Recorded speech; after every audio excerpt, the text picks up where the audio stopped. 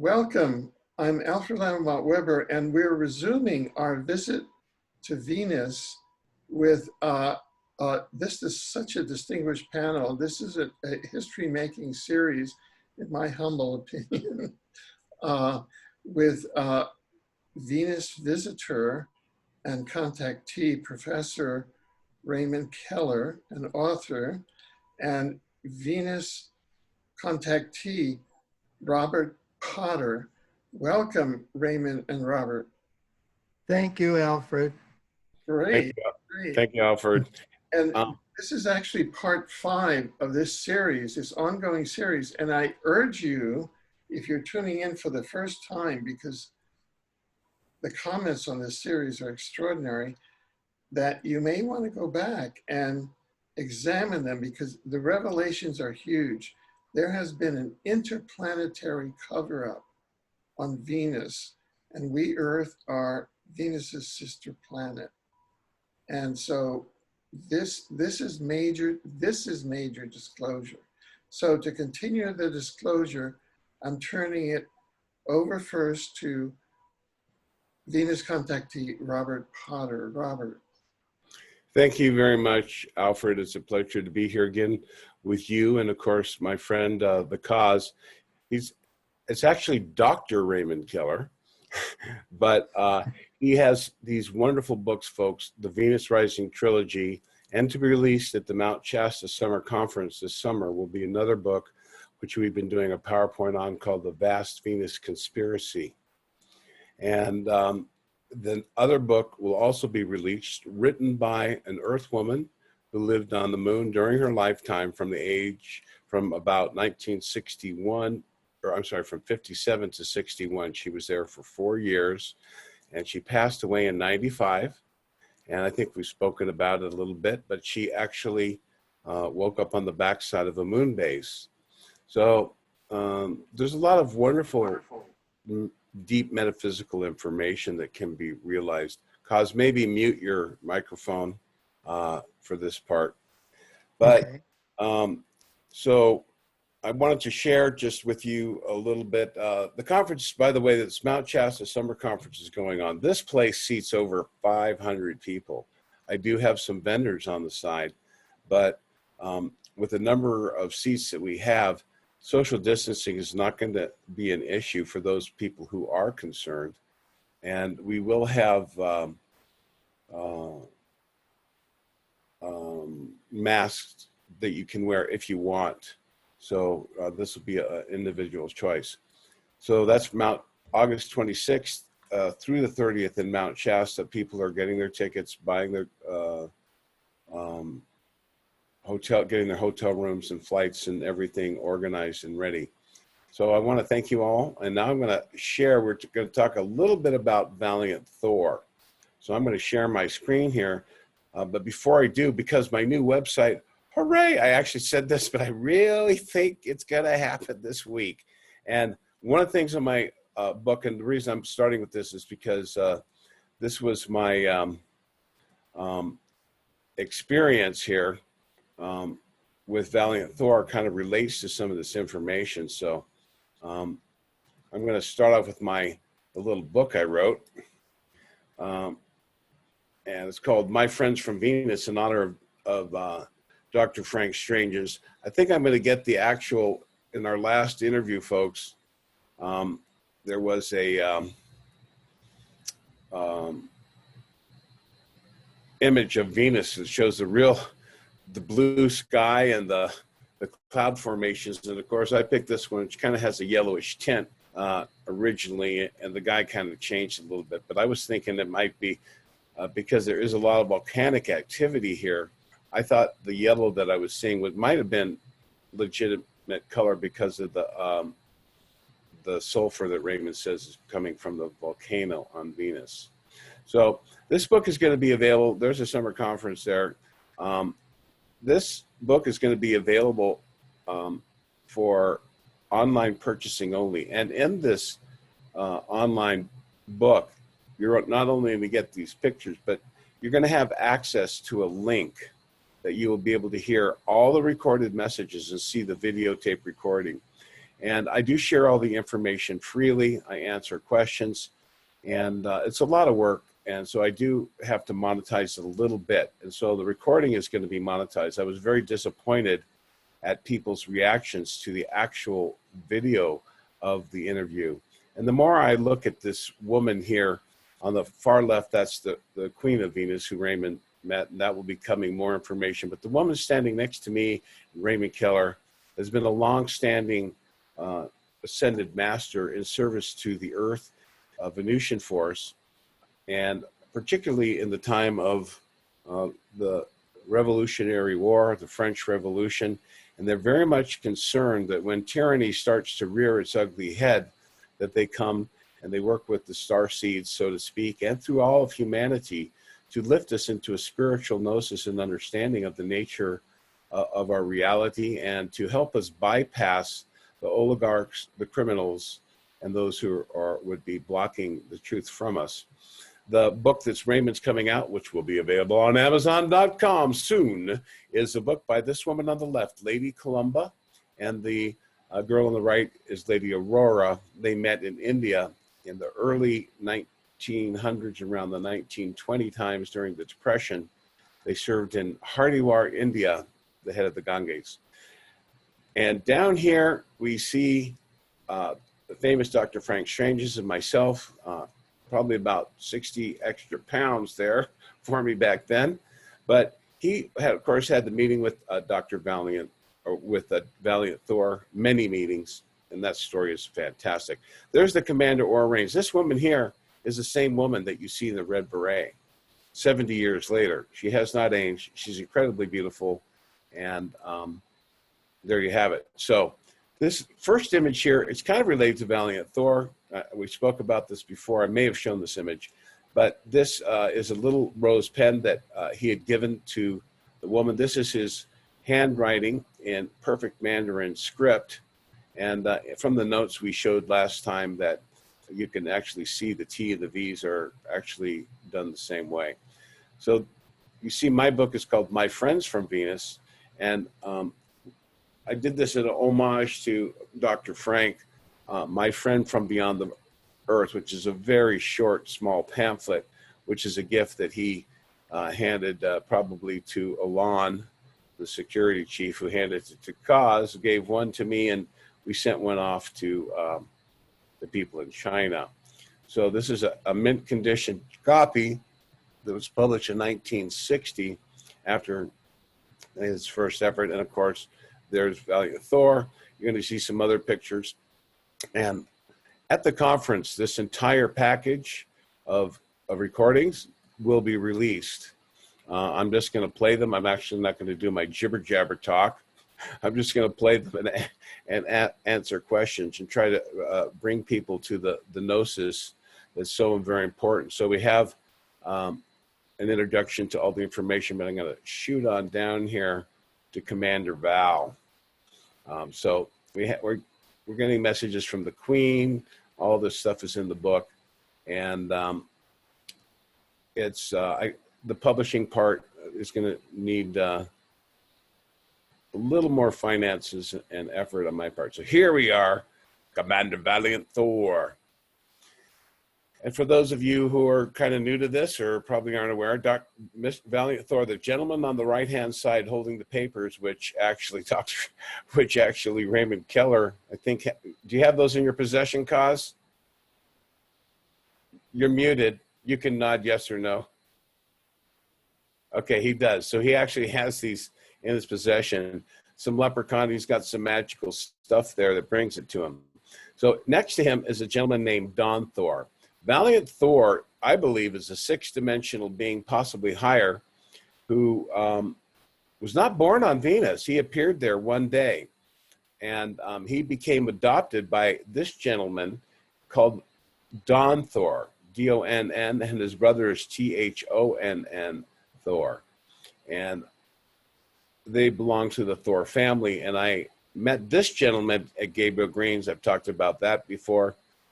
When he appeared with some women, and it was kind of my first flyby, so to speak, after speaking with Gabriel Green. This woman on the left incredibly beautiful, quite tall, is from Valiant Thor. Her name is Jill, and I believe she's one of the senior officers. Raymond might be able to tell us a little more about her in the future, but I met her. She was very beautiful, and I told the story quite a bit, but she's in the back of the room. I recognized her. I engaged her. I said, "You ever see a UFO?" You know, because I couldn't say, "Hey, I know you're from Venus. What are you doing here? How's it going? Nice to meet you. Look, everyone, one of the Valiant's crew." They just kind of make sure that doesn't happen. And sure enough, she looks at me and she says, "UFO? No." And I kind of looked out. I was kind of, oh. And then she goes, "But I've seen a spaceship once in New Jersey." And of course, this is a Valiant. This is in High Bridge, New Jersey. So Valiant Thor landed at the Pentagon with one of a series of contacts that the Venusians have had with the governments. And according to Raymond, Commander Aura Raines, the woman I met on October, was it October or September 20th? No, November 20th. Oh, November, sorry. November 20th, the day and hour of the meeting of George Adamski in Desert Center with the Queen of Venus, who was calling herself Orthon at the time, and told him to tell people that she was a man. But in reality, the Venusian psychologists felt the Earth people could not handle a woman in a position of responsibility. And the Venusians, being patterned after the society of the native inhabitants, or the bee, is a matriarchal society. Back to Valiant Thor right here at the Pentagon. He came out of the spaceship. It decloaked.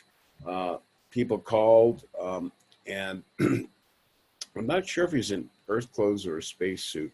I think he might have been in a spacesuit for dramatic effect a little bit at the time, but a policeman picked him up. He told us about them. By the time they got to the Pentagon, he went to the Alexandria, Virginia Police Department, then the state troopers. There was a security guy.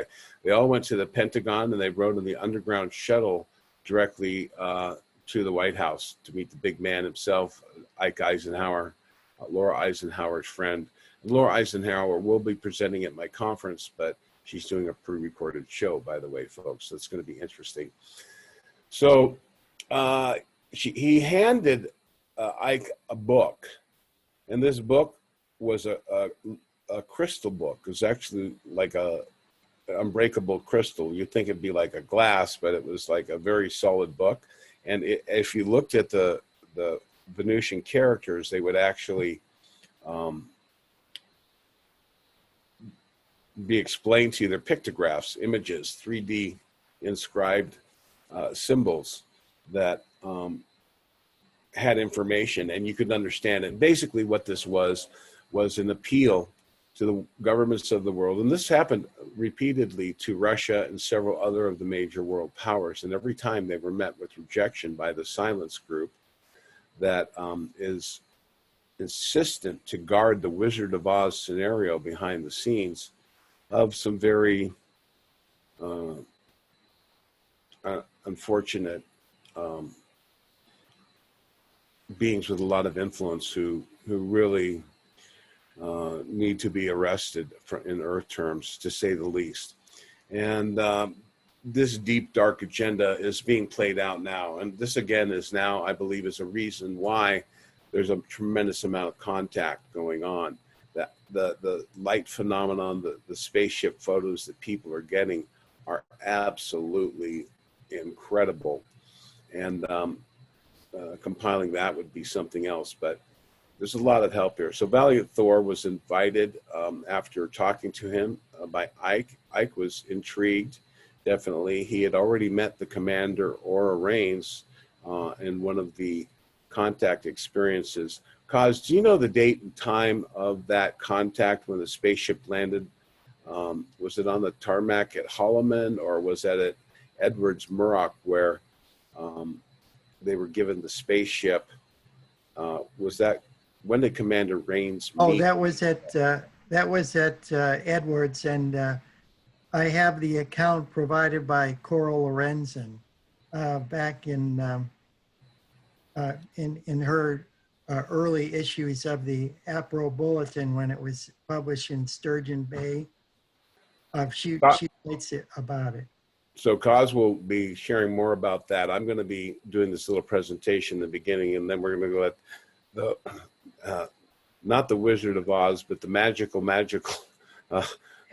Dr. Raymond Cosmic Ray Keller will be sharing that information. So they had a series of contacts with human-looking ETs, and they were definitely short-lived. But Commander Valiant Thor, as the head of the Venusian fleet on the Earth,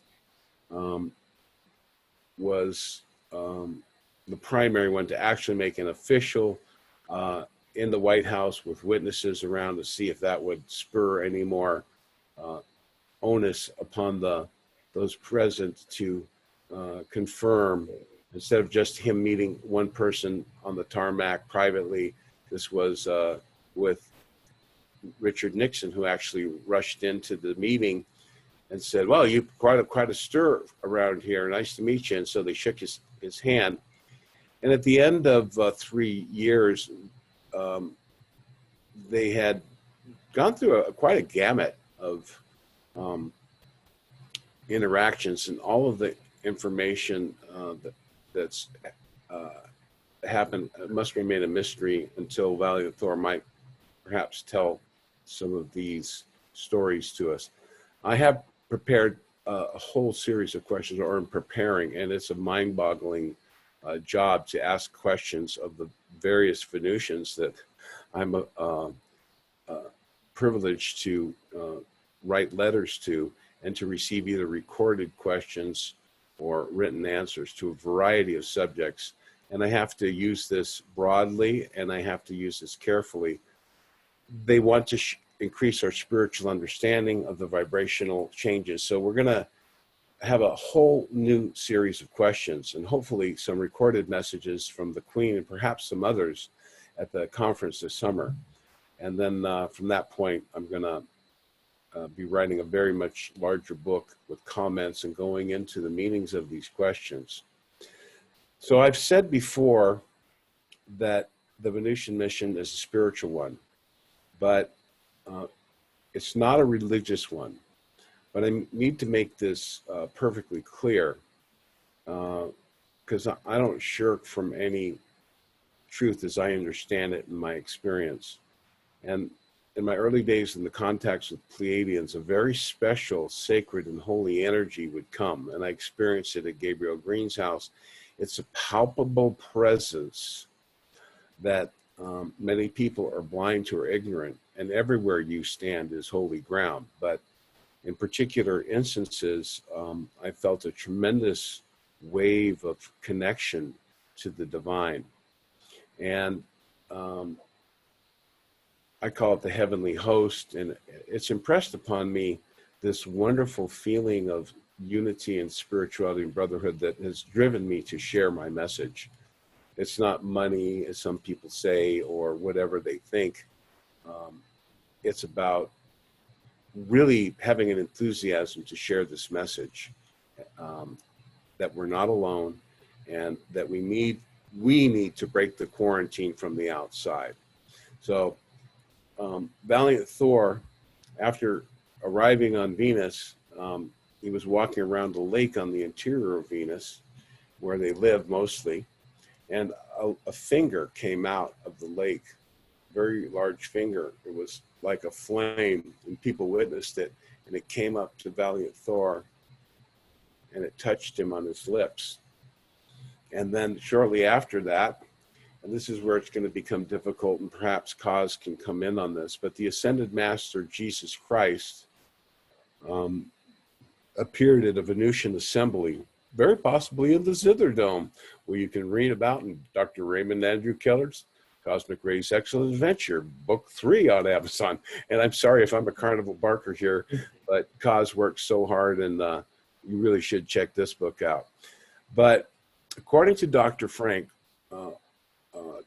Valiant Thor was given a cloak, which is kind of like, you know, a mystical shroud that was placed over his shoulder.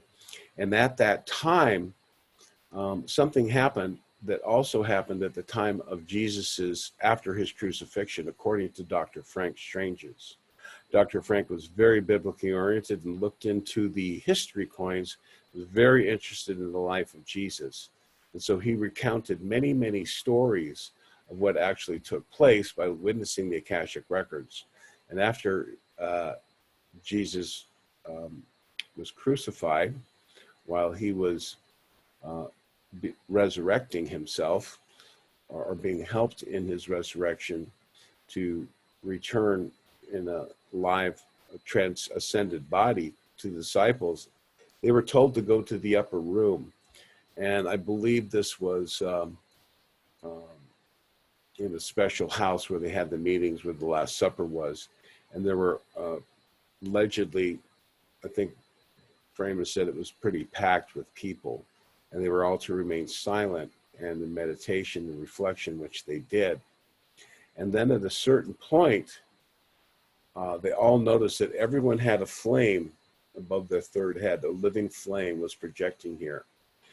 And an interesting side note for metaphysical students and those in the Bible, when they say speaking in tongues, what that refers to is the time of what they call the Pentecost, or the descent of the Holy Spirit, after 3 days after the resurrection, when all of the disciples and some other people started seeing these flames on each other's head, and then they started to talk, and they were speaking in different languages that they did not know, had never been to these countries, and had no experience to. And eventually, these members of the disciplic corps, including women, by the way, folks, lots of women. Jesus was there were more women in the apostolic corps than men.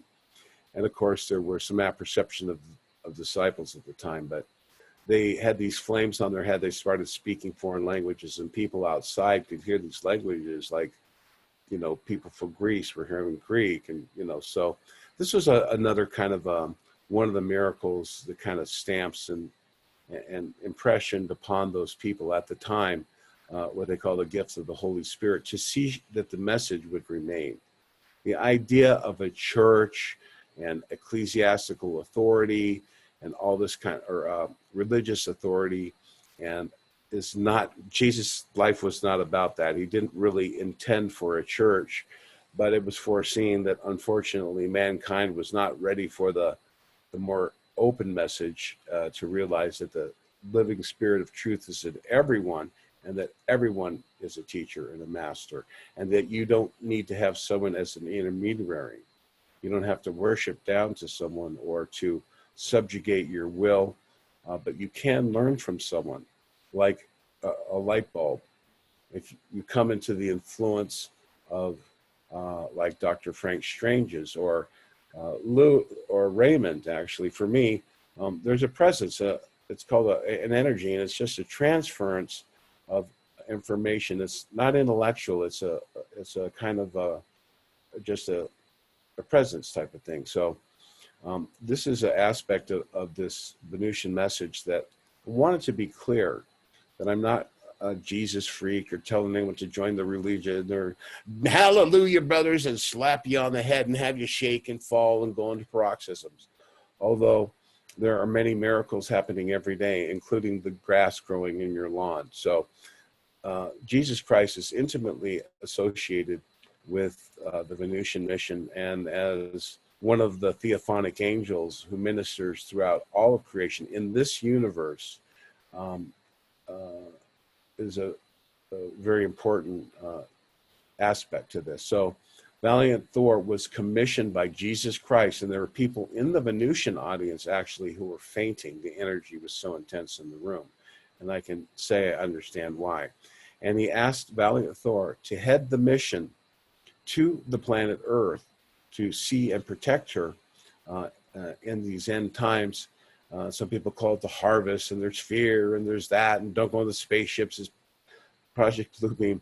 This is about a transformation of pulling the Wizard of Oz behind the curtain, and then just kind of like, what are we expecting? And then we just kind of collectively, this is my imaging for you. We're going to kind of look, and there it is, and the Wizard of Oz behind the curtain, the control network, and the spirit of truth at the same time will be revealed. We'll probably just kind of, relax and kind of cross-legged sit on the ground and kind of just be shocked at the level of manipulation and the what has been going on behind the scenes, and how mankind and humanity's energies, resources, and spiritual growth has been diverted.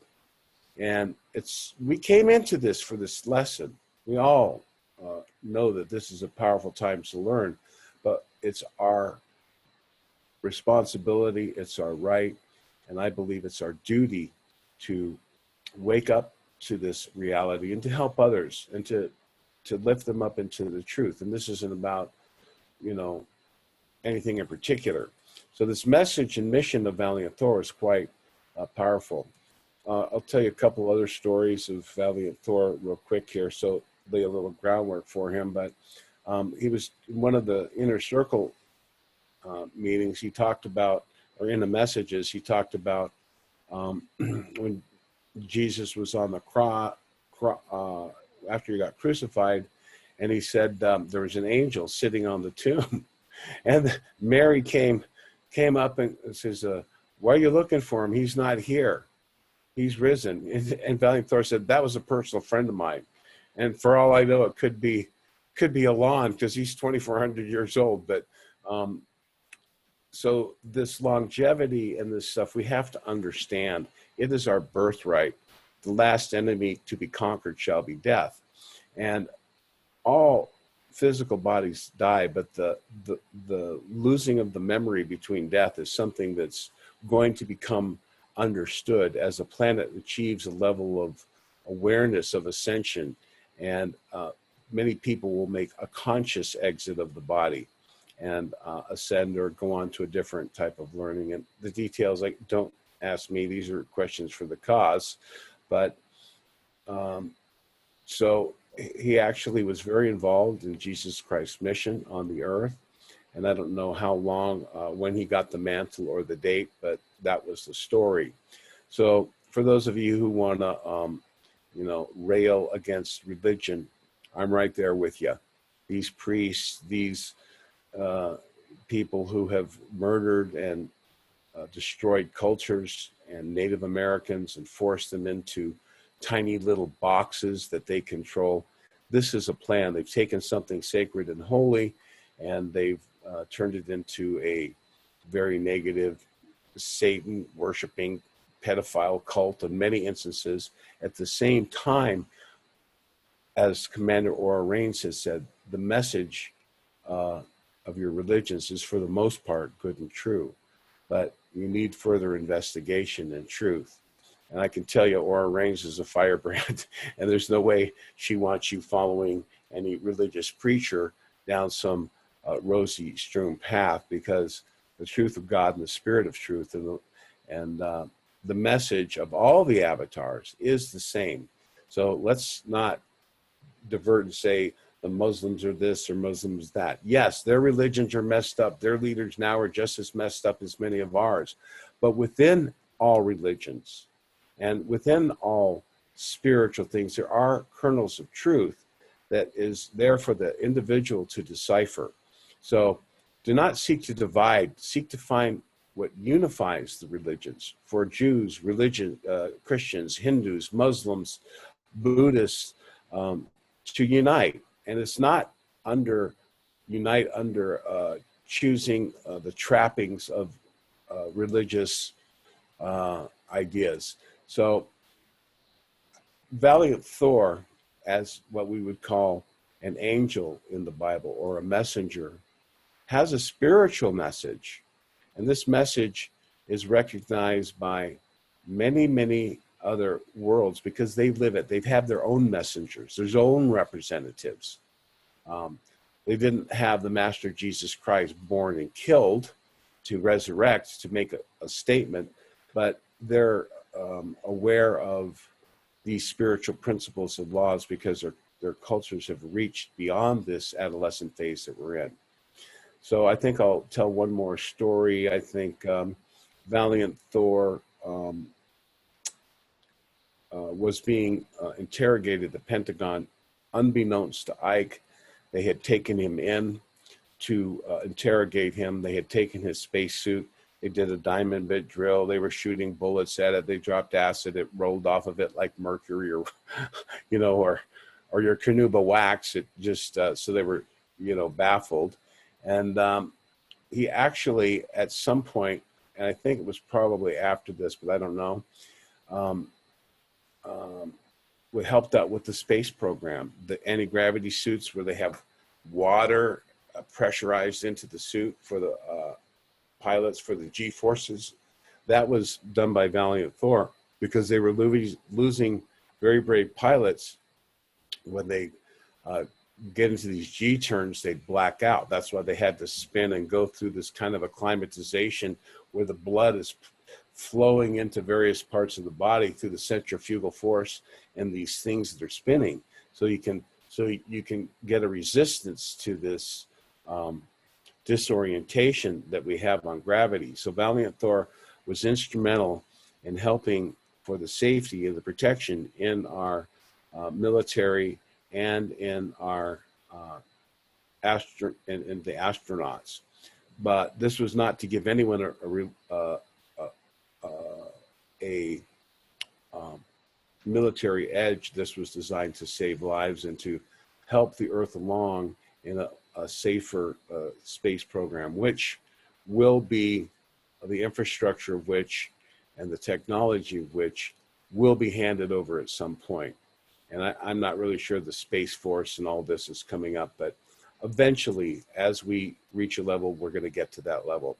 So Valiant Thor was, after this, or before this, he was actually interrogated. They handcuffed him, his legs and feet to the chair, and they said, they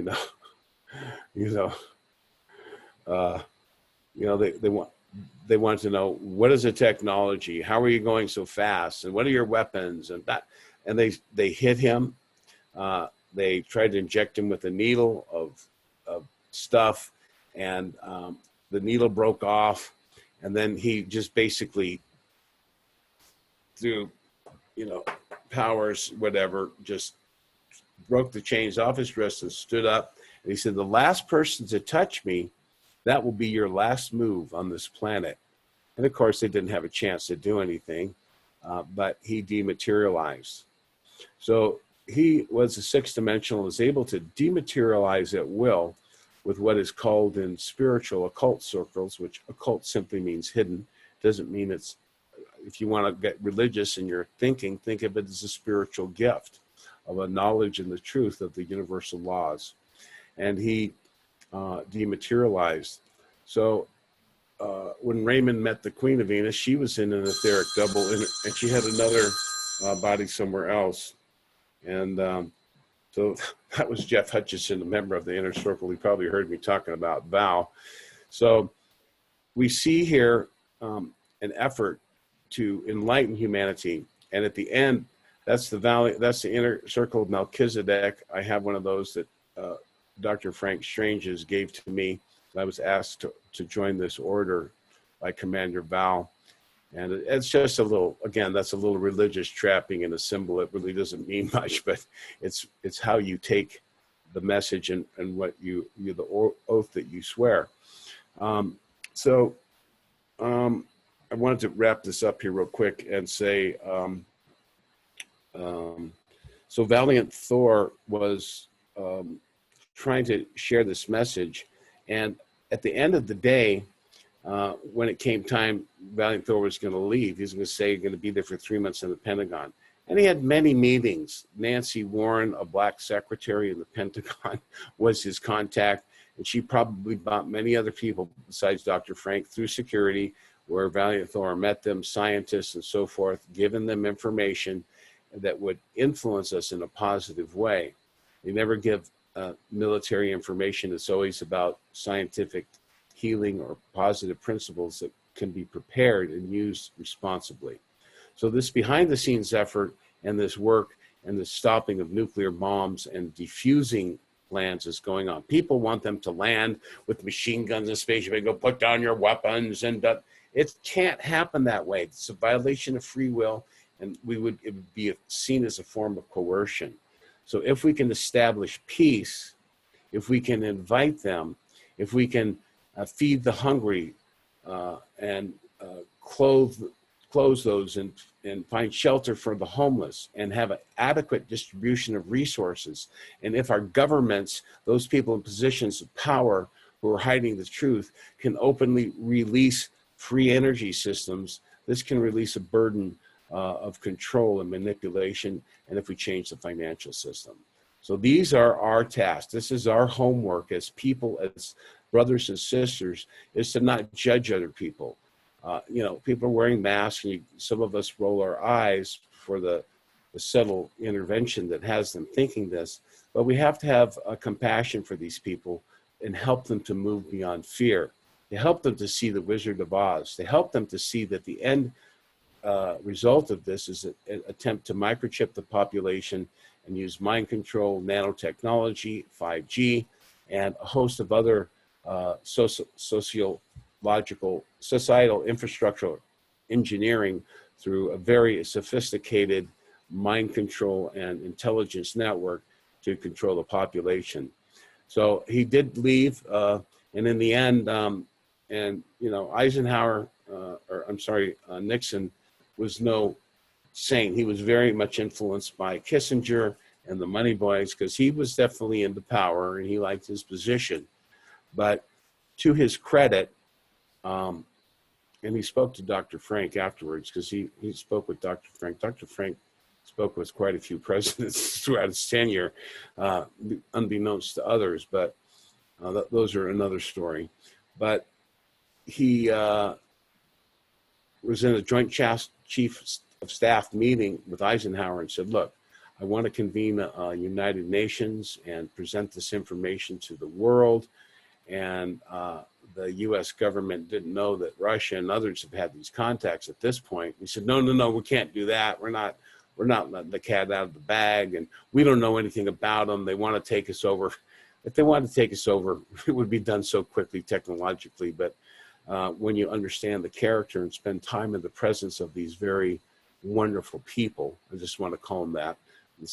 Again, I want to drop the spaceship and the silver suit and get to the human element of the Venusians, that he was rejected out of hand by the Joint Chiefs of Staff. And I thought, wow, Eisenhower, the Supreme Allied Commander in his tenure as president after World War II, is being shut down by his Joint Chiefs of Staff, which shows that there's some sort of force of control behind this.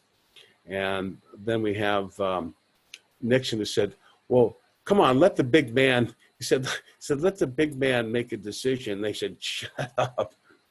So what he said after he was impeached, and was he went to Dr. Frank, and he said, well, I really made a mess of that one. He said, I don't know what Dr. Frank said, but he said he had a short conversation with him. He said, yeah, you probably did, and what were you thinking, But it's gotten worse since the assassination of Kennedy, and pretty much every single president has been placed there. It follows along a very hidden hand agenda, and I don't want to go into that, but that's the positive message. That was Valiant Thor's message, that he continues to this day.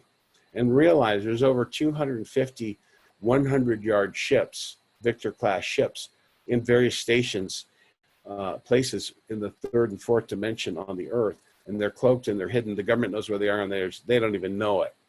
There's bases under the oceans of many federations. There's bases, floating islands that are cloaked, where they land, and they could be on Venus and have a little vacation on the Earth, actually in the middle of the ocean.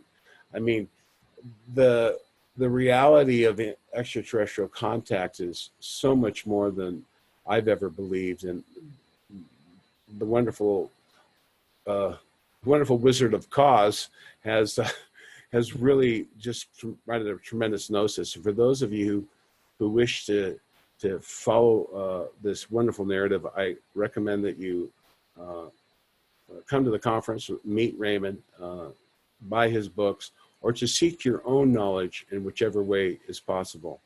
Also, I'm going to announce this here on the show, Alfred. For those of you, the expenses is the rental of this place is quite large. It has a lot of people. And to cover my expenses, a person's come forward who's willing to match some people and some funds. So if you want to reach out to me at rob@thepromiserevealed.com, I will be able to provide a limited number of tickets. I think he said 10. And you're going to submit to me, what you can afford. And if it's a heartfelt letter, he's going to make the decision, not me. You can receive a discount, a pretty good discount to the conference. So I want to leave it at that. I want to thank you for allowing me to speak uninterrupted this time. I'm going to have to go. I have some other things, but I'm going to just kind of listen. I'm going to be doing other things here today. And if something really piques my interest, I'll come in. But I'm handing this over back to you, Alfred, and the wonderful Raymond Keller. Okay? Thank you very much. All right. Sorry. Okay, I'm going to stop screen sharing here, and we'll get to you. Thank you so much, and God bless. Thank you, Rob. Yeah. Thank you, Rob, for that tour de force. Raymond, I'm going to bring the talking stick over to you. Oh, thank you, Alfred. Well, I'm continuing to share from book number 4, and the next couple of chapters and some of the highlights. And then following that, I'll quote out of my first book, which has over 40 large pages, all about Valiant Thor and his mission. So I'll highlight some of the items in Venus Rising as well at the end. So I'm going to go here to book number 4 and share that with you. Let's see, book 4, yeah. Okay. All right. This is The Vast Venus Conspiracy, Headline Books, Terra Alta, West Virginia. Copyright 2000 and Ray, the PowerPoint isn't showing. I would stop share and then see if you can open your PowerPoint. Oh, okay. Let's see. And stop share. Share. Okay. There you go. Oh, great. Now it's open, and now you start the slide share. Okay. From the current slide. You go up to the top menu, and where it says slide, there you go. Oh, great. Okay.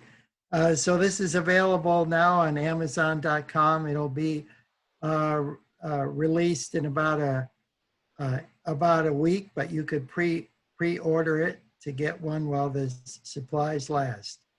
The Vast Venus Conspiracy. So we're going to pick up to where we left off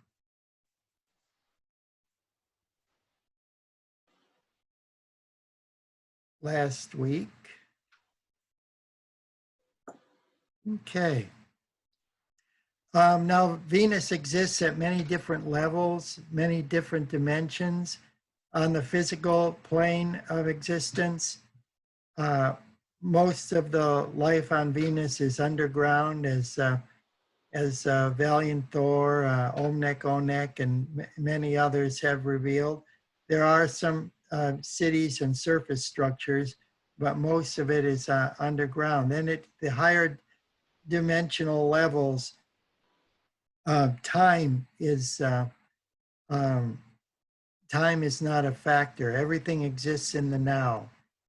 And that was symbolized in that movie, Stanley Kubrick movie, about 2001, A Space Odyssey, where the astronaut encountering the monolith sees himself at many different ages. And that's a real phenomenon that I experienced that myself. Venusians have been prodding us on for countless millennia. When we look at society, we look at culture, we look at science fiction and other literature, art, media, we see that it's moving us in a positive direction. It's serving as a muse and guiding humanity to a higher level of understanding and activation. This is a cartoon that I thought illustrated that. H.G. Wells and Jules Verne trying to outdo each other's imaginations. So my question is, ancient aliens, I say they never left. And here's me with two of the books, Rockets to Venus and Cosmic Rays, Excellent Venus Adventure. And beside the physical aspects, I do touch upon Venusian spirituality and understanding of a higher consciousness. We see today many signs that, as Dr. Frank Stranges would say, that we're living in the last days, that kind of eschatology scenario with the virus and the rise of China as a militant power, the only country on earth that could muster 200 million soldiers in their army. And we see a lot of things that were prophesied in the book of Revelation and other books of the Bible that are coming true today. Signs in the sun, in the moon, and in the stars, and great distress among the nations, like Matthew 24, and then this scripture, Luke 21, verse 25. And I believe sincerely that flying saucers and the appearance of extraterrestrials here on the earth, the opening up of the heavens, is a sign that we are truly living in the latter days. This is Jean Dixon. She lived in the Washington, D.C. area back in the 1950s. And in 1954, she predicted that flying saucer occupants are expeditioners from an order of intelligence not known on Earth. Many psychics, astrologers, and even religious leaders like Billy Graham equated flying saucers with angels.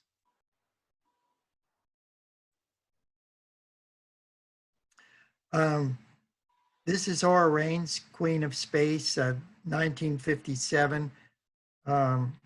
Her name on Earth when she was operating on Earth was Evelyn Smith, and she was a science fiction writer. That was her day job. Attended numerous flying saucer conventions throughout the country. And here she is at the 4th Interplanetary Spacecraft Convention at Landers Rock, Giant Rock, California. on the weekend of the 11th to 12th of May, 1957. It was often rumored by many attendees at these events that she was the mysterious Commander Aura Raines. And she did, in fact, admit that to Jules St. Germain, a reporter that was in attendance and took many pictures of her. And also to Long John Neville.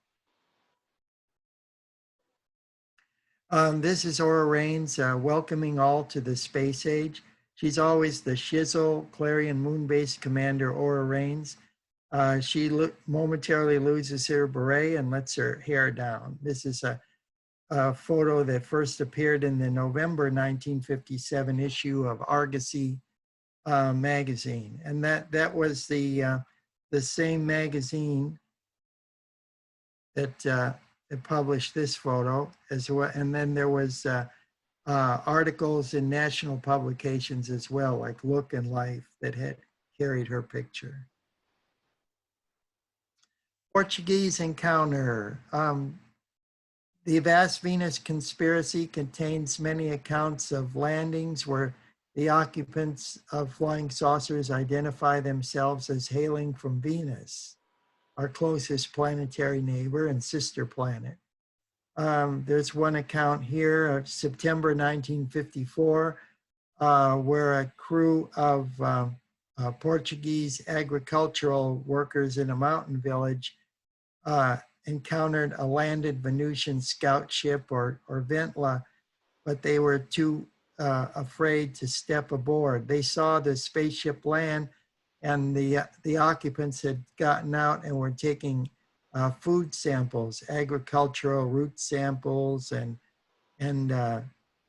samples of vegetation for analysis on board the ship. That the Venusian scout ship was used as a pattern for the Invaders television show that was on ABC TV from 1967 to 1968. The actor who played the UFO investigator was Roy Thinnis, and he played David Vincent, who led a team called the Believers. And Dr.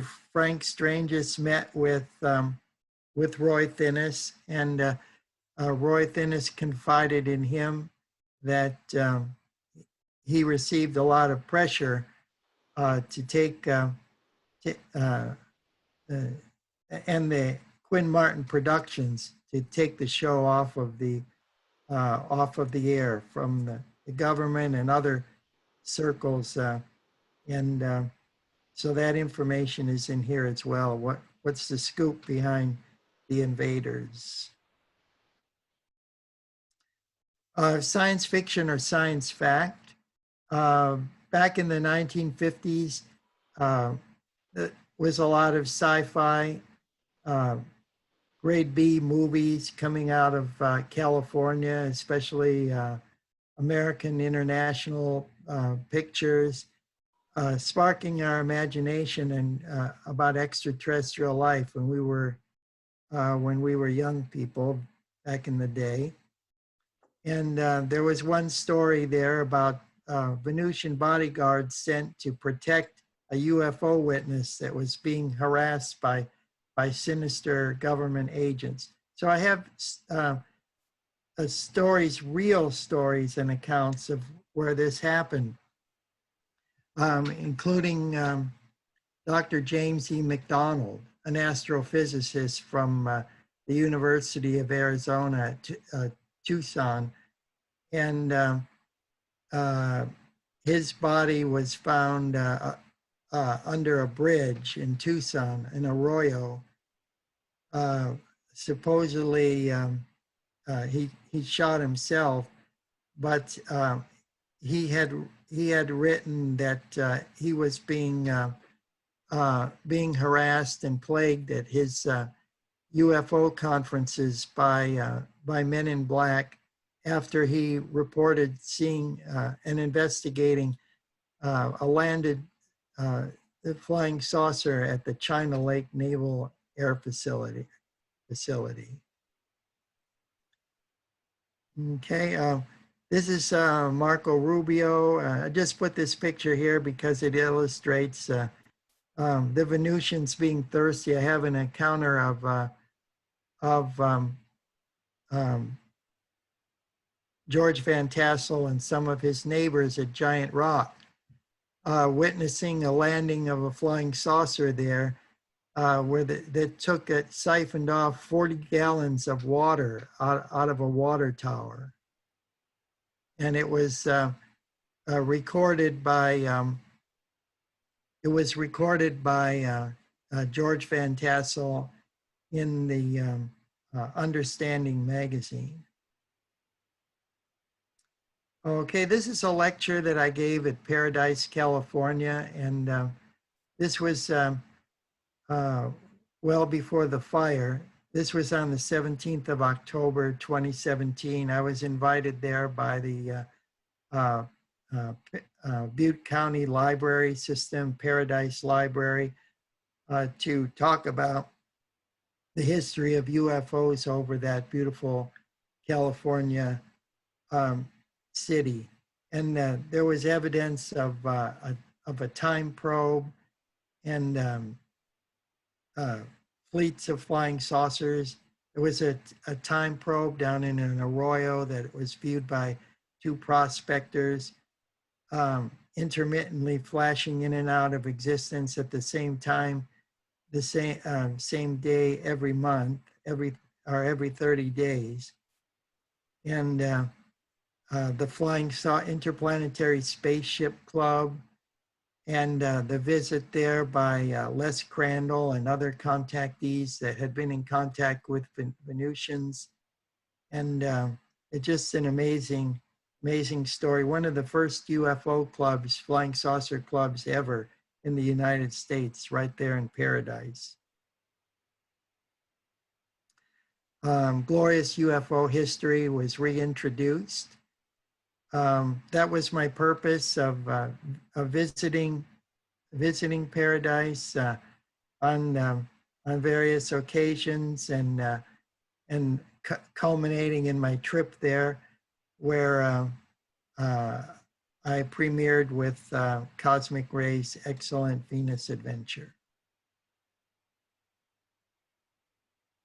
Radio Free Venus from Giant Rock, California. Long John Neville actually took a trip out there from WOR, Mutual Broadcasting in New York City, which covered an area of 25 states.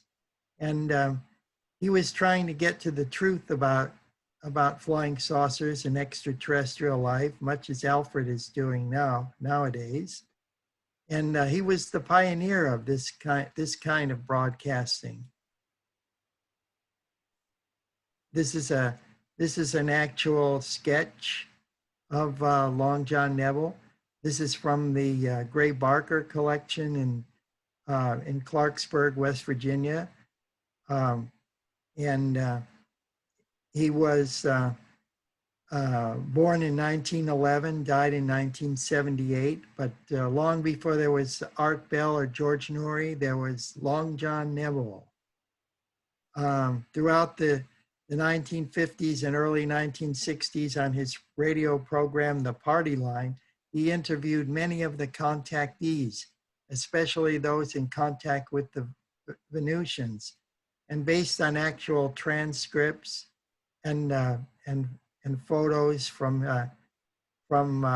his collection in Syracuse, as well as Otto Binder files, I have quite an amazing chapter here about Long John Neville and the truth about Venus. This is Frank Edwards. He was also a radio commentator at the time. His program was sponsored by the American Federation of Labor, representing the American workers. And clearly UFOs were a topic of prime interest at the time. He was also an active member of the first the Civilian Saucer Intelligence, CSI, in New York, and then together with the North Jersey UFO group and the CSI,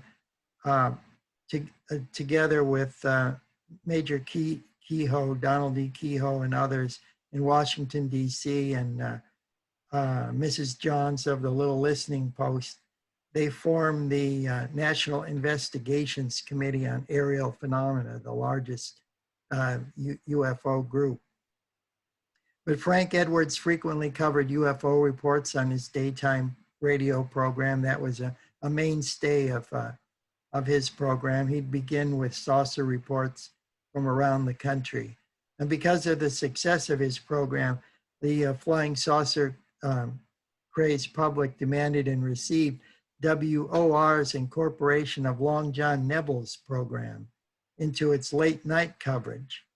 And eventually, thanks to Mrs. Johnson, the Little Listening Post, and other ufologists around the country, they got Long John's program syndicated nationwide. Thomas Jefferson once said that information is the currency of democracy. So we have to take back the airwaves and take back the media and break the silence, because the people need to know. They need to know that there's more to this life, that we have a vast promising future in an intergalactic community. Here's Long John Nebel opining on flying saucer contactees. This is from my Venus files by August C. Roberts to Otto Binder for an unpublished book.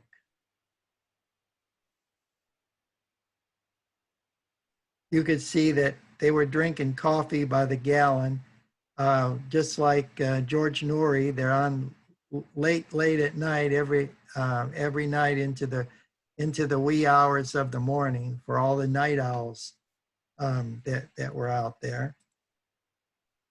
Some of the contactees that he interviewed were actually away from the studio. This is on the 12th of May, 1957 at the 4th Interplanetary Spacecraft Convention. You see Long John Nebel here in the bottom right, Commander Ora Raines, AKA or alias Evelyn Smith here in the center, together with a fellow contactee.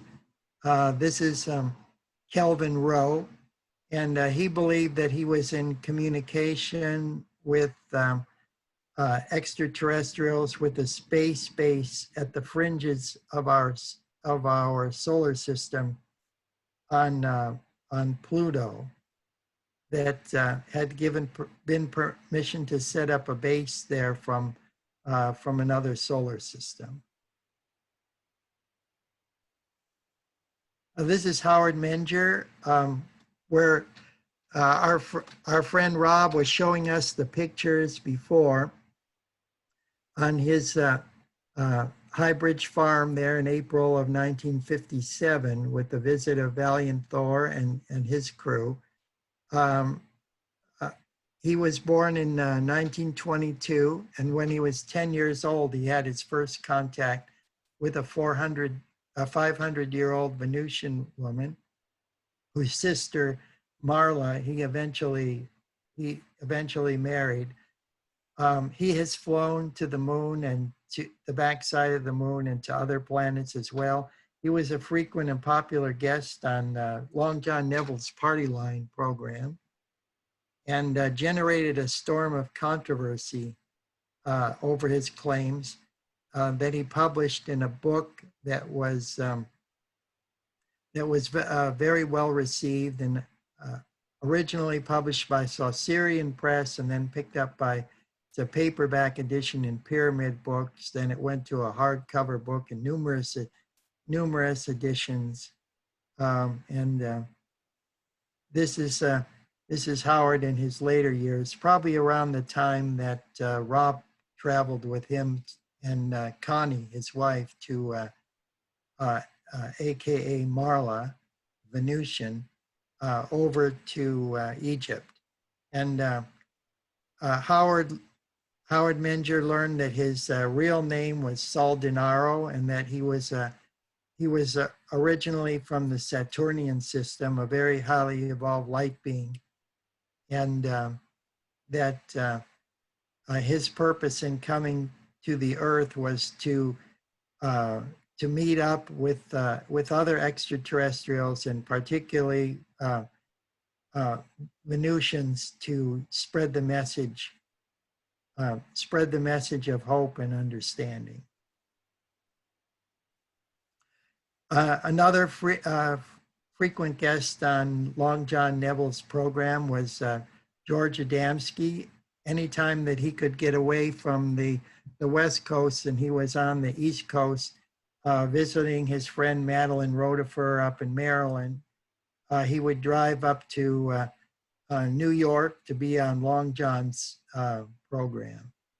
Adamski was explaining the power sources and maneuvering capabilities of scout ships and motherships, as well as orbs and registered discs and other types of craft, to Long John on his program. And this photo is from the archives of Mutual Broadcasting.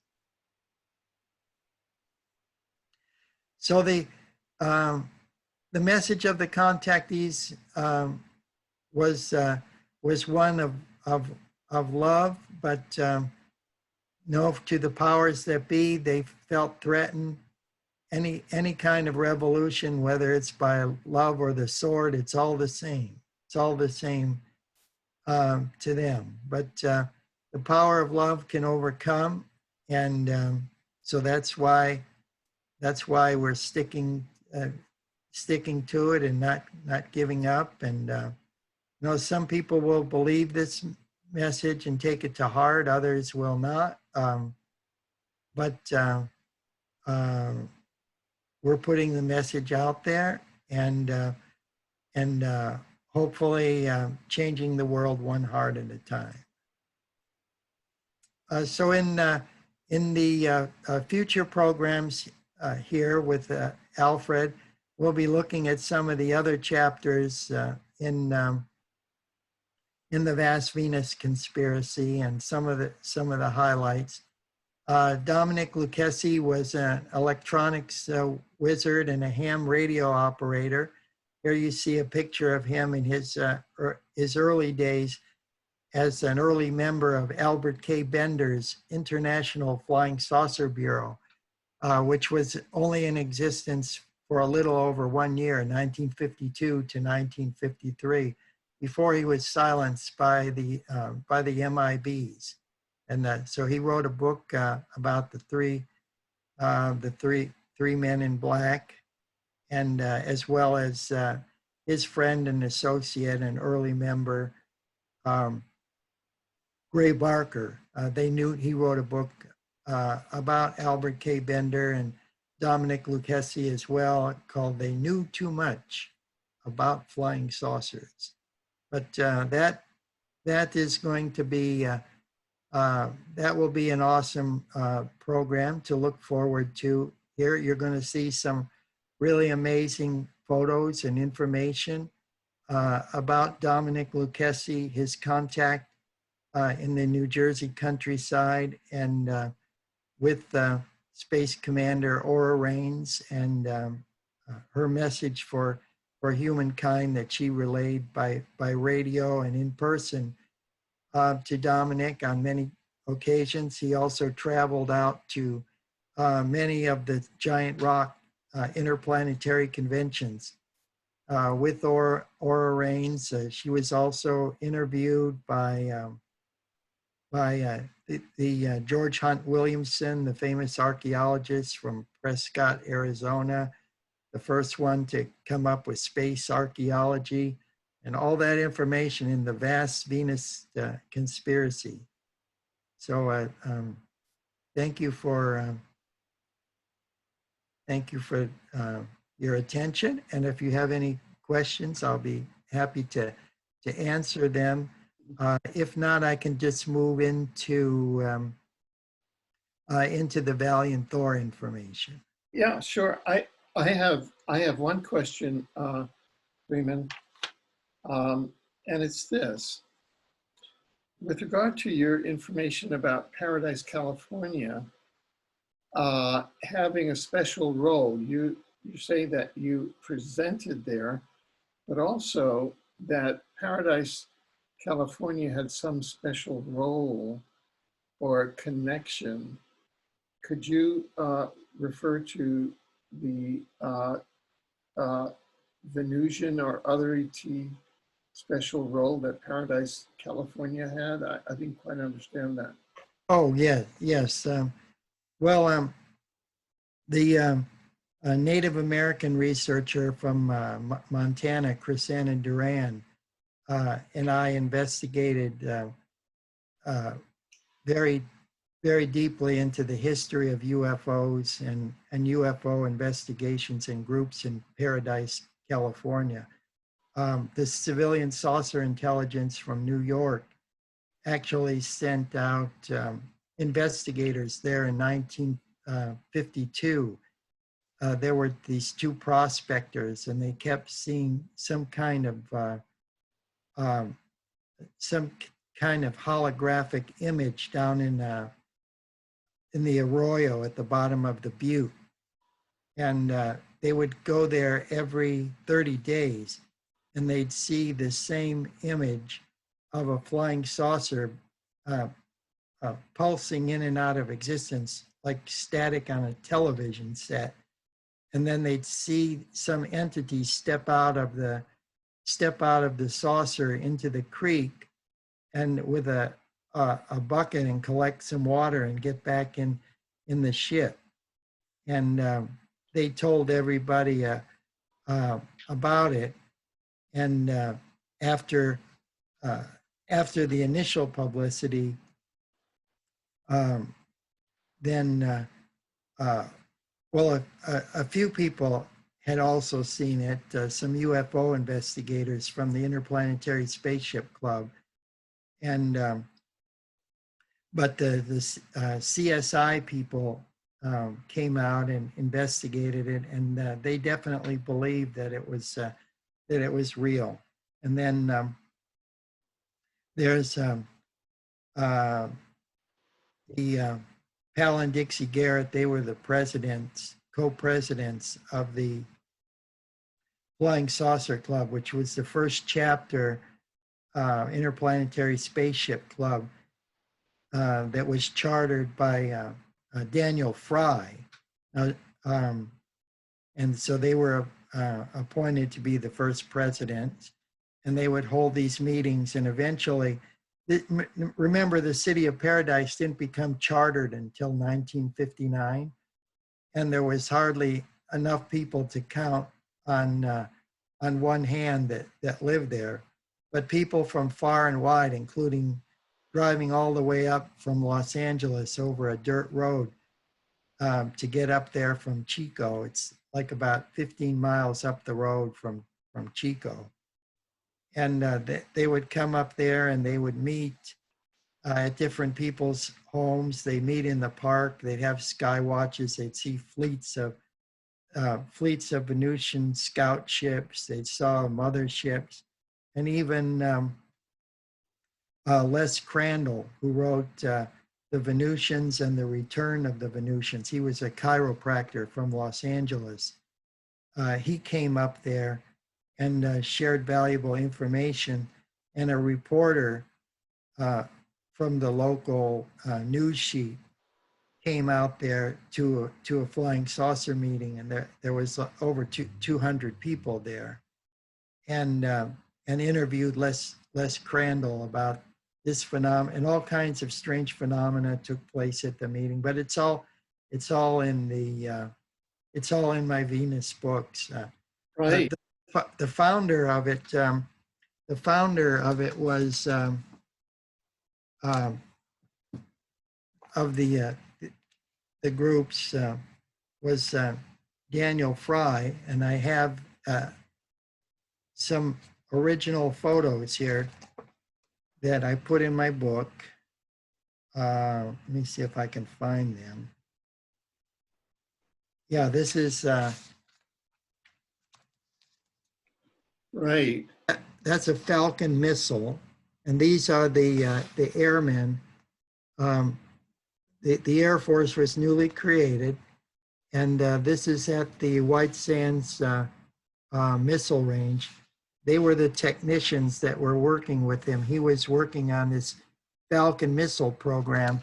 And the Falcon missile was both heat-seeking and radar guided. It was supposed to be an anti-aircraft weapon, uh, presumably to take down hostile Soviet planes, but perhaps to be used against flying saucers. But anyway, Daniel Fry was out at the proving grounds and a saucer landed and it was remote controlled and was bid to enter the saucer, and he flew to New York City and back in 30 minutes and was given a special message while he was on board the saucer, which he published in several pamphlets and books. And then he had further contacts with the space people, particularly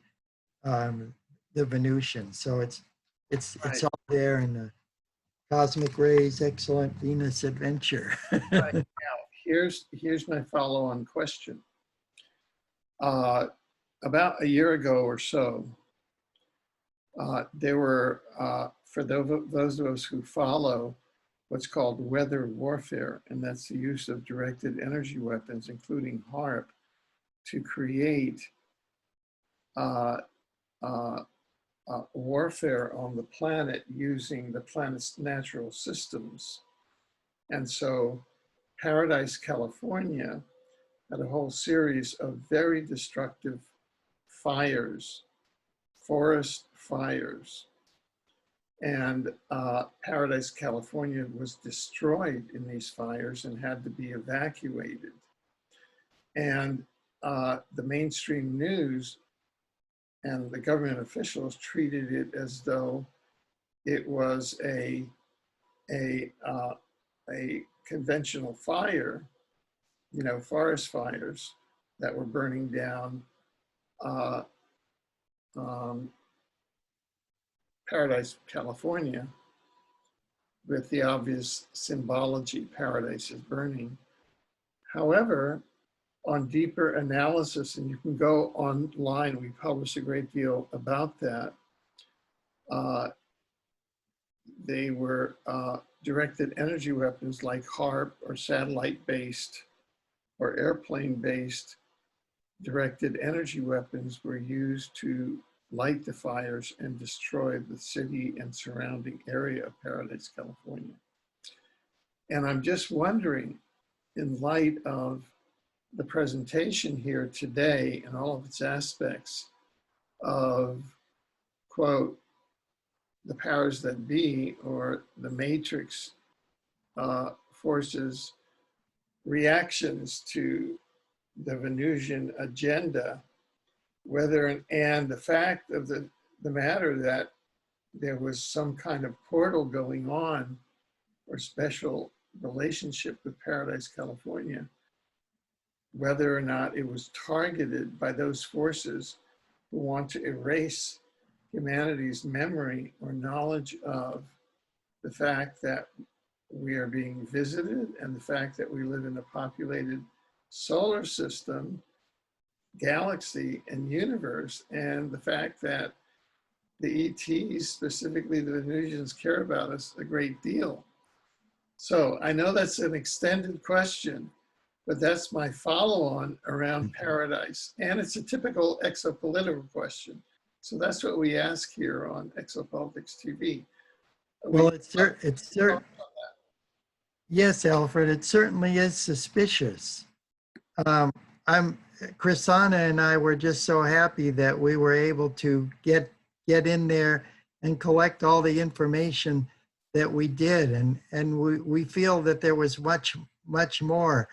As some of the people from the Interplanetary Spaceship Club have passed on, and uh, we got what information that we could before they did. The Garretts used to live on Kibler Street, and the whole block there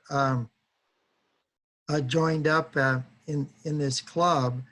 And I have to thank the Paradise Post and the personnel there for helping us dig up articles from the past about flying saucers and the Saucer Club and everything. I'm just so thankful that we were able to recover that information, and I do believe it is a portal. The city was regarded as very very sacred by the indigenous population because it's a center of bee activity. It's like an apiary center, a beehive center for the state of California. And when the Mormons were expanding out of Utah, and they had the Empire of Deseret, that means land of the honeybee, and the western border was all the way in Paradise, California. Right, right. Well, good. And they set up beehives to be the major industry there, and that's the connection with Venus. That's the connection with Venus, right there. Let me just show you something real quick here. And okay, this is from the first Venus Rising book. Let's see, book 4. Okay, I don't see it. Okay, that's book 4. No. Oh, well, I have it on another, I guess I have it on another PowerPoint. Sure. No, but thank you very much, Raymond, for your for your well documented validation that it is suspicious that if in fact these were weather warfare fires started by directed energy weapons that are in control of the, let's call it the warfare deep state that may be in opposition to the advanced extraterrestrial agenda of openness and progress among life-bearing planets, that you can deem that death suspicious. So yeah, thank you. Now, Oh, you're welcome. I am quite concerned about I am quite concerned about it. I know that like with the HARP program, high altitude, what is it, radiation propagation or something, right. that ultra low frequencies. These are very dangerous, not only to humans, but to animal and insect life as well. And we're not the only inhabitants of this planet.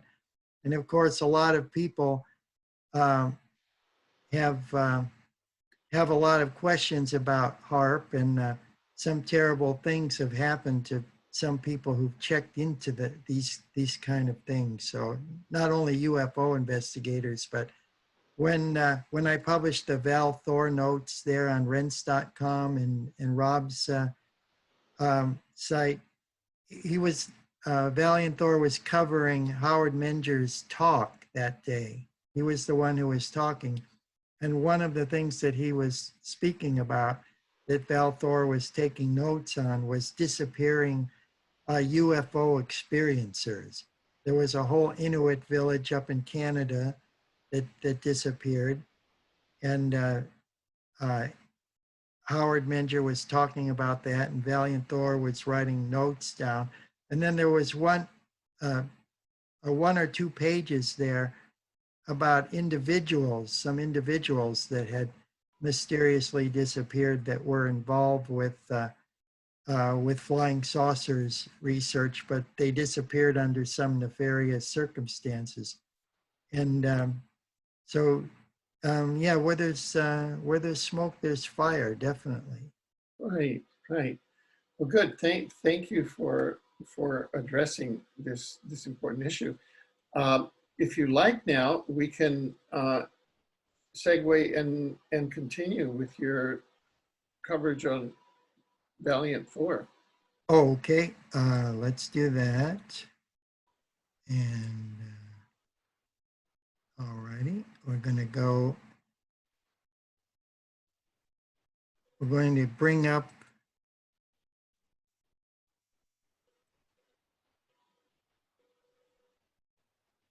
okay, this is from the first Venus book. And oops, wait a minute.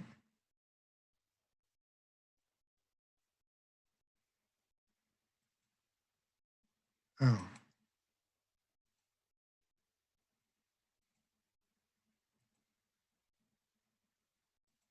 Okay, there we go.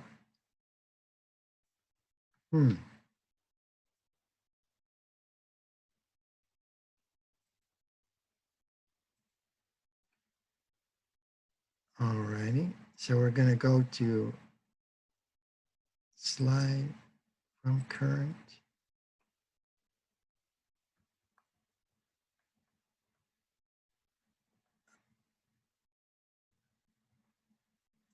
Oh yeah, this is all about the Fibonacci numbers and the cycles, about Tesla, about the connection with bees and the Fibonacci and bees with Venus.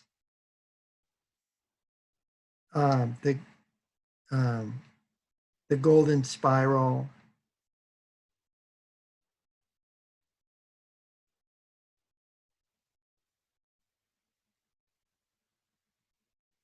Okay, so what should be up on the screen now is Richard Nixon and Jackie Gleason.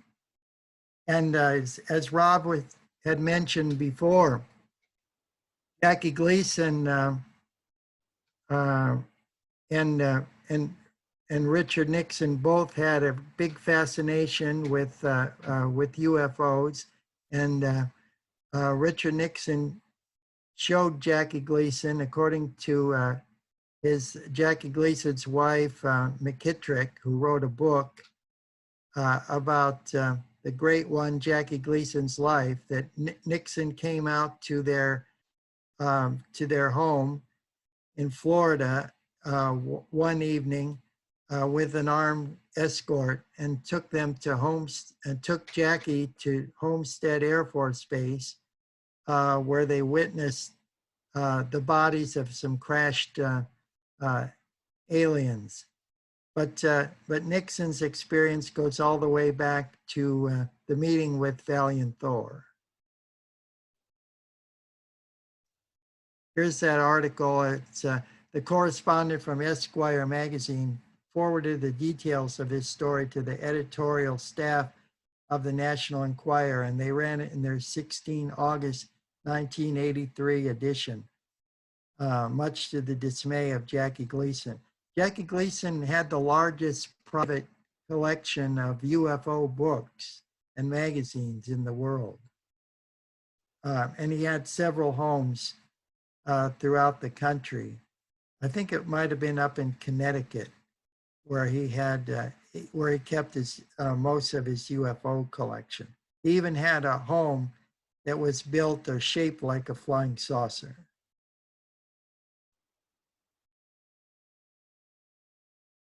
Okay, here. Oh well, okay. This is You might be wondering what Anne Francis has to do with any of this. Well, in that 1958 movie, Queen of Outer Space with Zsa Zsa Gabor, they reused this costume. But beginning with the movie in 1956, Creature in the Black Lagoon, they were hiring seamstresses from the Hispanic community in Los Angeles. And they did all the work on all these science fiction movies, including one Venusian going by the name of Dolores Barrios, and she was contracted as a seamstress. When she was in Manhattan Beach with the production of the costumes for this movie, Forbidden Planet. And so I have all the documentation for that in the Venus book as well. But here's the photo close-up. This is left to right, Jill, Dawn, and Mothership Commander Valiant Thor at a meeting on Howard Menger's farm in April of 1957.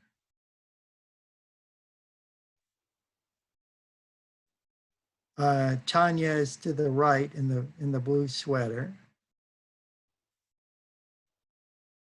And I'm going to read just a section out of just one section about Valiant Thor's coming to Earth, because I thought it's pretty cool.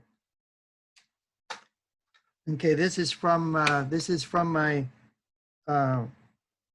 book Venus Rising, and it's there's like some 50 pages here, all about Valiant Thor and his mission and various new aspects that people aren't generally aware of. But the cosmic emissary. In view of the perils posed by humankind's expansion into the realms of space, the hierarchy of light on the planet Venus decided to dispatch an emissary to speak with the leaders of the United States, the most powerful nation militarily on the surface of the Earth.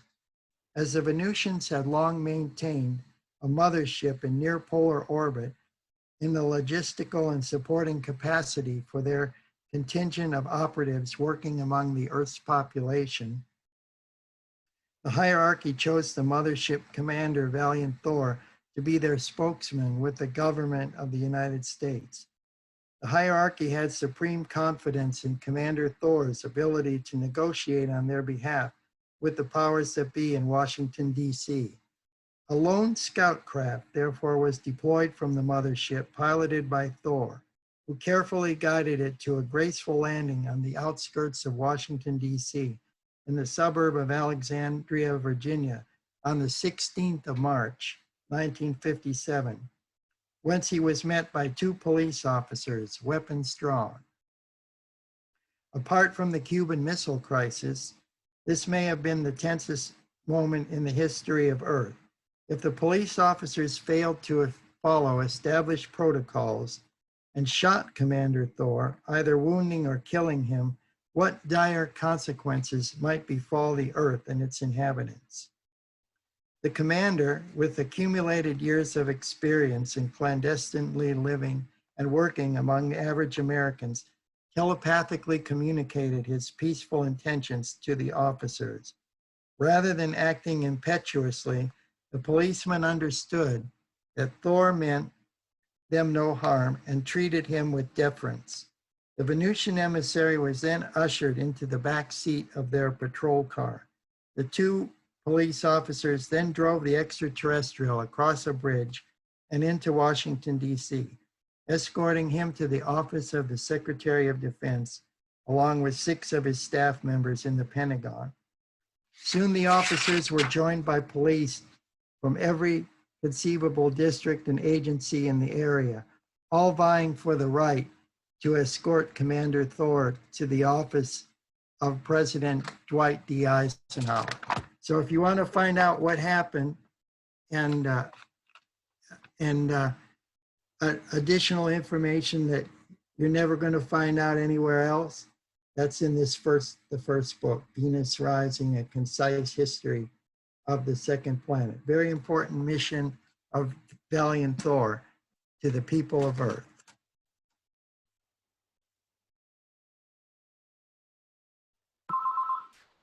Very,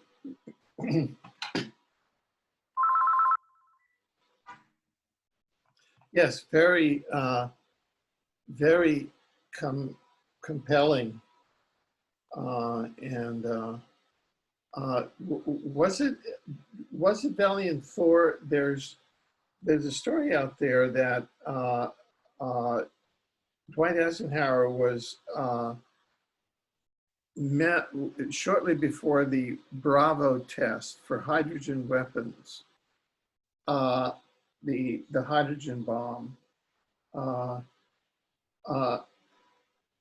There were these tall Nordic type of extraterrestrials. That's one of the legends, or one of the meetings, stories around President Eisenhower.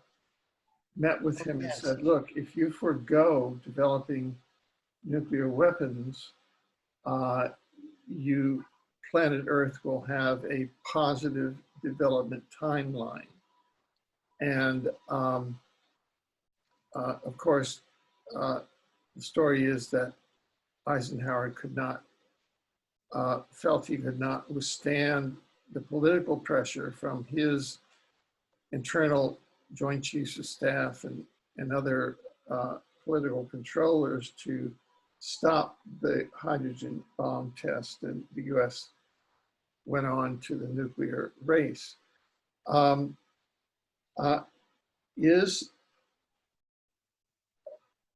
those the Venusians? Is that part of Valiant Thor? Oh yes, it definitely is, and it all goes back to there's a document that I cite here, an evaluation of the leading principles of the Treaty on Outer Space on the 27th of January 1967, as well as the 1966 Nuclear Non-Proliferation Treaty. And there's many documents and protocols. Like I'll just show you right here. This is all the continuation of one footnote listing all the government agencies and documents and protocols about nuclear non-proliferation and the connection with UFOs and SETI, the search for extraterrestrial intelligence.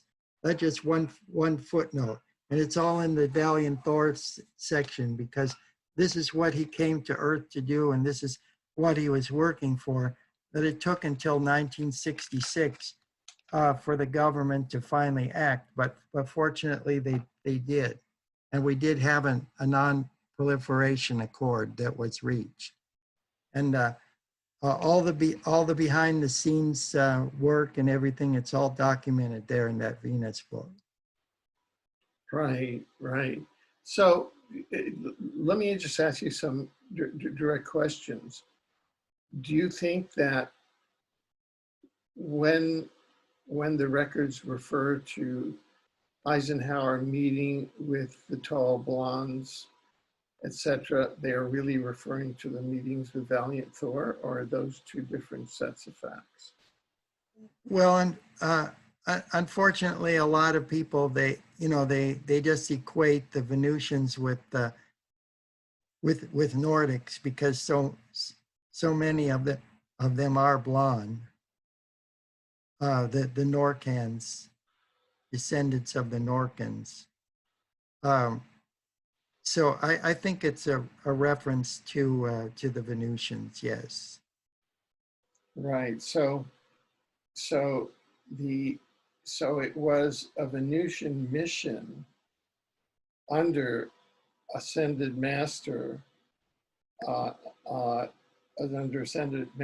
Jesus Christ, who went directly to Eisenhower to attempt to forestall the nuclear race here on planet Earth, because that Talmudic story is all about intervening with President Eisenhower before the Bravo test, which was the test in which the US inaugurated hydrogen bombs and started the hydrogen bomb race. Oh, yes. And all the contactees at the time were instructed to keep notes on newspaper accounts and anything they could find about nuclear testing. Have copies of the scrapbook of Truman Bethlehem, where he kept notes not only on his own observations out there on the Mormon Mesa in Nevada near the test site, but also in around storage, underground storage areas and so forth. So this was a definite concern of the Venusians. One other thing I'd like to pop in here on is Raymond can tell the story that the Venusians actually had some clandestine meetings where they talked to the Americans and the Russians, and they actually had a pause. That's in, I think, in the 5th book with Lady Columba. And that was one of the main reasons they came here, was the use of nuclear weapons. It's like they see a bunch of kids crawling around with a match, and the room's filled with gasoline. They know someday something's going to happen. So that's when they really began in earnest their beefing up their forces and their monitoring of the Earth. And but maybe Kaz can tell that. Thank you so much. I'm going to check out here. Also, to Alfred, I left a chat for if you want to respond to that. But Kaz, why don't you tell them about the, of course, we got George Ray King, who also said a book called You Are Responsible, very much talking about, I think it was strontium-90 and some of the more dangerous effects of radiation. And they said, we're responsible. We need to step up and to take control of these world-destroying, fission nuclear scientists who are going amok. Anyway, you can share about what they said to the Americans and Russians, and they stopped the nuclear testing for a year. Isn't that correct?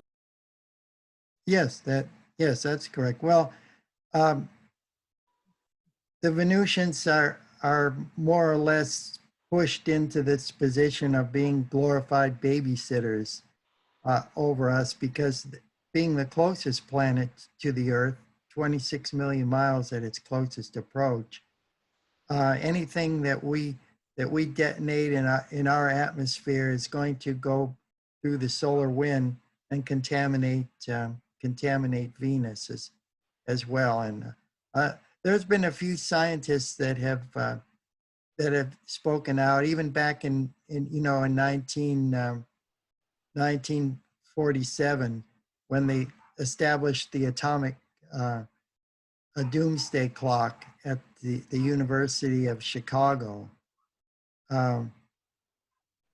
that realized that this is not only affecting our planet, but the whole solar system for that matter. Right.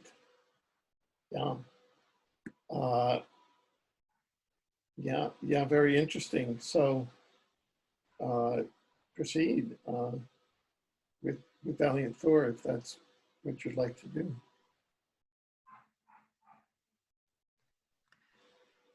So I pay a lot of attention to Valiant Thor and everything that he had to say, and some other documents that are not well known from the files of Dr. Frank Strange's Nakufo, National Investigations Committee on UFOs, that was out of Van Nuys, California, that that Rob was talking about before.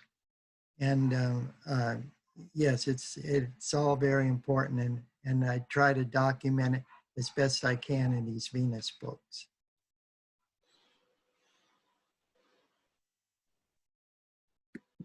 Right, right. So we were, so would you say then, just to carry up that question, that the general purpose of the Valiant Thor mission at the time of Eisenhower was actually under the general direction of Jesus Christ as an ascended master, whose purview is the safety of the solar system and the larger safety of the galaxy and universe, uh, concern about the effect of nuclear weapons in this solar system. I mean, we have evidence of major nuclear wars in this solar system with Maldet, Tiamat, Mars, some say about 700,000 years ago. That's right. That's right, Alfred. It's all part of it's all part of the promotion of the demilitarization of outer space and the the the promotion of peace here on Earth, and that that we reduce our armaments and leave our aggressions uh, here on uh, here on the Earth, or just get rid of them. We're not going to be invited into any galactic community, and we're not going to progress unless we start doing these things and proving that we can be a good neighbor. Right. Well, you know, I can see from the time that we've just about come to the end of this episode of A Visit to Venus. It's extraordinary. Uh, uh, would you like to continue this? Oh yes, we can go with um, the Dominic Lucchesi information in the next one, and information about Aura Reigns and her mission. Okay, great. And then one of these years, we're going to get to Dr. Raymond Keller's Visit to Venus. Oh yes, well I always This try is to no. interject info about. I'm in no rush because this is an extraordinary travelogue, and so I'm in no rush. I just want to let our viewing audience know that this is what we're building up to. Okay, an actual visit to Venus. So. And all along the way, I'll try to interject information about it, as I've been doing a little here and there. I don't think so, Cause. Yeah, I've been asking for this one for a couple years. So, you know, I think, you know, it's probably a personal and special experience for Raymond. And I'm sure there's a lot of security things he might have to determine. But I think he'll give us enough. He's given us a lot, but we'll see how it goes. I'm looking forward to it myself. I'm just keeping this conversation in a certain lane, and no, and the more that we journey along a visit to Venus, the more we all learn, because this is a path of mutual discovery and disclosure. And I mean, I know that speaking for myself, I just can't believe the degree of cover up on this planet about the planet Venus. I mean, it's just astounding. It is amazing. I'm always amazed at the depth of this cover up. And that's why I wrote the book, The Vast Venus Conspiracy, because it really is a conspiracy. Well, one of the first acts I'm going to do today, knowing that it's now for sale, is make my way to Amazon to get my copy of the book, The Vast Venus Conspiracy. Oh, thank you, Alfred. I Oh, appreciate yeah, that. yeah. Is, So, is it actually available on, oh, it's in Kindle form now or what? No, it's not yet, but it would. There'll be a Kindle form coming out, but right now it's an actual uh, large edition. It's called a perfect paperback. oh, okay. Well, I'll take a look at that. I tend to favor Kindle, so I'll either buy that or I'll wait for the Kindle. Now, please, at the end of this, if you can, please hang on for a moment because we'd like to off-air schedule our next panel. Okay. Would you like to say just some brief comments to our audience before we end this panel? Just got a couple of. Hi, thank you. Okay, there you go. Yes. Thank you, and keep looking up. Okay, there Things you are have it, getting folks. better. We are now in the midst of a visit to Venus, and let me tell you, it beats everything that's happening here on Earth, as far as I'm concerned. We'll see you soon.